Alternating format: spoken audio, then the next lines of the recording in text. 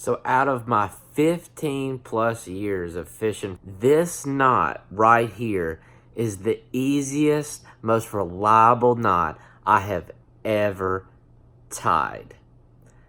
Stay tuned as to how to tie this knot and all the details that go into it, because there's some really specific details that you have to know about this knot and how to tie it. I wanted to go over some of the knots that I use when I'm fishing. Particularly this one knot. I'm just going to go over one today that I really feel like is the best knot that I've ever used, particularly for heavier lines. When we're talking anywhere from 15 to, to 25 or even above.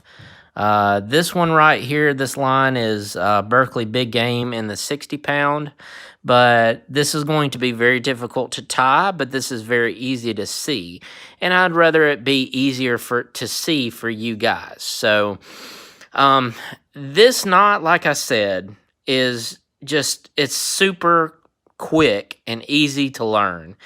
It's a clinch knot. That's really simple.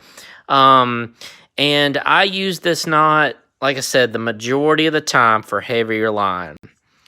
So what I do is I will put this through the eye of the hook. Okay, this is got my voodoo shrimp right here. My bait I use in the marsh all the time. And so I'll take, imagine this was 20-pound line. So I'll take a couple inches here of line. This may be 4 to 5 inches of line, so to say. You can even go to 6 or 7 if you wanted to, which for this purposes, for the bigger line, I will. So this line here, what I do is after I put it through, I make a loop, okay? I make a loop in the line, and then I'll run it typically through about 8 to 12 times. If I go anything less than 8, it seems to, when I cinch down the knot seems to slip, and I don't want that. If it goes too much, if I go 12 to 20, it's really hard for me to cinch the knot down because there's so many coils. So I like to use, I go 1, 2, 3, 4, 5, 6, 7, 8, 9, 10.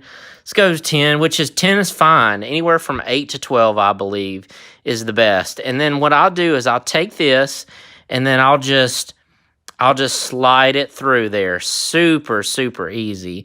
Now, this line is so heavy, it's like playing with ropes, so it's hard to tie. But then what I do, after I've got this, is I always wet it, either with water or, with your saliva. I always wet it because there's so much friction with a clinch knot that it's going to be hard to tie without it. So let me take it here and wet it here a little bit. Okay, so I've wetted the line here a little bit. And what I like to do in the beginning, and imagine if this was 20 pounds, so a little bit lighter, is I like to pull on both. I like to pull on both strands like that till I get it pretty tight. What'll happen is if you don't, you will get slippage issues, okay, at first with this line. So that's why you want to pull this. That's why you want to pull this as almost tight as you can, where you start to see the coils really get kind of firm and tight. That's where you want it. But you don't want to go too far as to kind of mess up your coils. You want your coils very neat. So what I do then is I'll just cinch down on it. Now, granted, guys, this is really heavy line, and the heavier the line, the less coils you need. Remember that. The heavier the line, the less coils you need. But I typically, if I'm red fishing in the marsh with a voodoo shrimp, 10 to 12, anywhere from 8 to 12 times, 8 to 12 barrels, so to say, with 20 to 26 pound line is what I'm using. I like to go heavy. So particularly when you're dealing with a fluorocarbon leader. This is just the simple clinch knot, guys. There's nothing difficult about it, but why I prefer this knot over anything else is because this knot right here I can tie in just a split second. And not only that, but it's easy to tie in the wind. And not only that, but it's also very effective. It's a very effective knot if you make if you have the proper amount of coils that are down. If you have, like I said, if you have too little, the line's going to slip. If you have too much, you're going to hurt the line up here. So you have to find the right coils for the line.